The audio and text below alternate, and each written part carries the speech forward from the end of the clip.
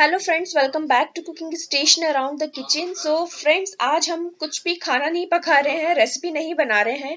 आज एक तरीका है जो मैंने खुद ही सीखा है, वो मैं आप लोगों के साथ शेयर करना चाहती हूँ, which is deseed how to deseed pomegranate.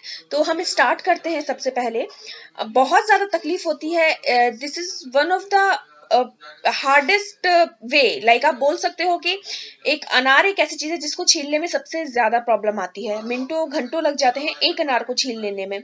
But I learn a trick from जो जूस वाले होते हैं, उससे मैंने सीखा है कि वो कैसे मिनटों में, सेकंड्स में अनार को छील लेते हैं। और आप जब भी उनसे जूस मांगेंगे वो इजीली आपको छील करके अनार को और आपको दे देते हैं। तो यहाँ कुछ कुछ छोटी छोटी बातें हैं जो हमने ध्यान में रखनी है जब हमने अनार को डीसीड करना है, तो वो ही मैं आपको यहाँ बताऊंगी। सबसे पहले तो जो अनार है वो आपको बहुत ज्यादा पका हुआ नहीं लेना है, और ट्राई करें कि जो उसका जो छिलका, जो अनार जो है उसका जो लेयर है वो मोटा ना हो। दूसरा, जिस बर्तन में हमें डीसीड करना है वो चौड़े मुंह का होना चाहिए।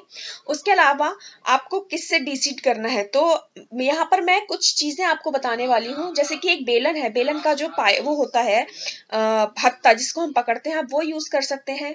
कोई चम्मच का बैक साइड जो होती है वो यूज कर सकते हैं। आप समझ रहे हैं, लाइक जो राउंड हो, कुछ हैवी हो, आपको उस तरीके की चीज यूज करनी। कुछ समझ में नहीं आता, छुरी का जो बैता होता है, पीछे का जो उसका साइड होता है, आप उससे कर सकते हैं। अब आप सोचेंगे कि ये तीनों चीजें अनार को छीलने में क्यों यूज आएंगी, तो वो मैं आपको आगे बताती हूँ।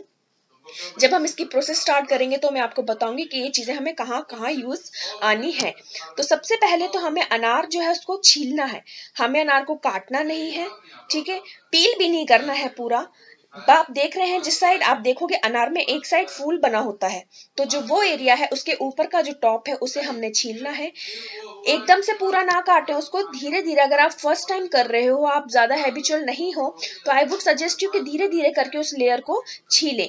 आप देखेंगे धीरे धीरे आपको अनार दिखना स्टार्ट हो जाएगा, और आपको बीच में दिखेगा, एक तरफ बहुत सारे अनार दिखेंगे, दूसरी तरफ बहुत अनार होंगे, बीच में एक हल्की सी लाइन दिख रही होगी। तो जब आप उस लेयर को और ज्यादा रिफाइन करके छीलते जाएंगे तो वो जो लाइन है, बीच की सेपरेशन जो होता है, वो आपको दिखने लगेगा। तो आप देख सकते हैं कहीं कहीं पर अनार बहुत ज्यादा है, कहीं कहीं पर आपको जो बीच की जो एक लेयर होती है वो दिख रही है। तो हमें क्या करना है, वहां हम उसको चीरा लगा लेंगे, एक हल्का सा स्लिट कर लेंगे पहले, जहां जहां भी आपको दिख रहा है। तो मेरे इस ये जो मैं अनार जो छील रही हूँ, इसमें आप देख रहे हो मैंने 5 जगह चीरा लगाया हुआ है, 5 जगह मुझे लेयर दिखी है। अब छुरी की सहायता से क्या करेंगे, उसको पूरा नीचे तक हमने उसको कट नहीं करना है। आधे अनार को हम हल्का हल्का सा चीरा लगाएंगे, हल्का की मतलब आधी इंच भी नहीं, बस हल्का सा, ठीक है। और उसको धीरे धीरे से अनार को दोनों हाथों की सहायता से ओपन करेंगे, धीरे धीरे करके। तो आप देखेंगे चारों पांचों साइड से अनार खुल जाएगा, और जो बीच का जो उसका जो फ्लावर पॉट जो होता है वो अलग रह जाएगा। आपने देखा। अब आप उस जो फ्लावर पॉट है उसको खींच लीजिए, वो इजीली बाहर निकल आएगा, और आपके पास एक फ्लावर टाइप का अनार बनकर आएगा जिसमें सारे दाने होंगे। ये जो इसमें जो अनार निकले हुए हैं, रखे हैं, आप देखेंगे उसको एक बार आप झटकारेंगे और सारे अनार निकल आए। अब मैं आपको बताऊंगी ये जो 3 हम जो उस्तरे लिए हुए हैं, जो हम इक्विपमेंट यूज कर रहे हैं, वो हमें कैसे यूज करने हैं। तो जो अनार है आप उसको पलट लें, और तीनों में से किसी भी एक चीज से अनार के जो बैक साइड जो कवर है उस पर मारना स्टार्ट करें, उसको हल्का हल्का सा प्रेस करें। तो क्या होगा, जब इस पर प्रेशर पड़ेगा तो अनार छिलके से अलग हो जाएगा। और बहुत बहुत आसान तरीका है ये, और आई सेड यू इंटरेस्टिंग है ये तरीका, बहुत मजा आता है इसमें। आप किसी भी चीज से आप कर सकते हैं इसको, जिससे आपको कंफर्टेबल लगे करना, चम्मच, छुरी, बेलन, जैसे भी। और आप देखेंगे आपको कोई एक एक दाना निकालने की जरूरत नहीं होगी।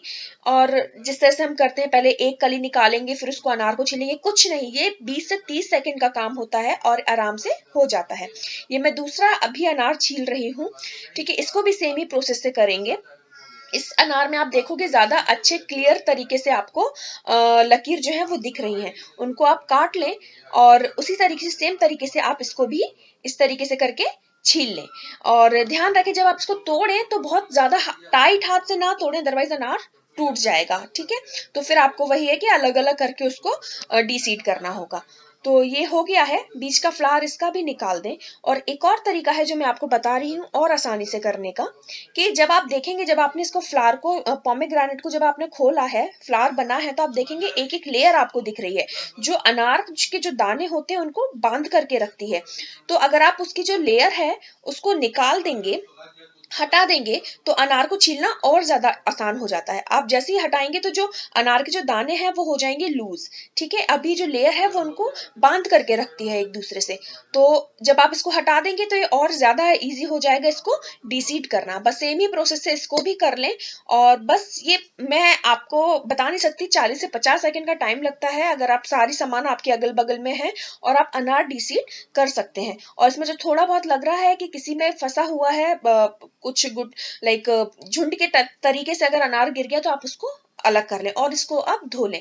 तो धोने का तरीका है, अनार को कभी भी गुनगुने पानी या प्लेन वाटर से ना धो। अगर आपके पास पानी नॉर्मल जो टैप वाटर है वो ठंडा नहीं है, गर्म है, तो आप बर्फ का पानी यूज करें, क्योंकि अनार जो होता है वो बहुत सॉफ्ट होता है। अगर आप उसमें गर्म पानी डालेंगे तो अनार गल जाएगा।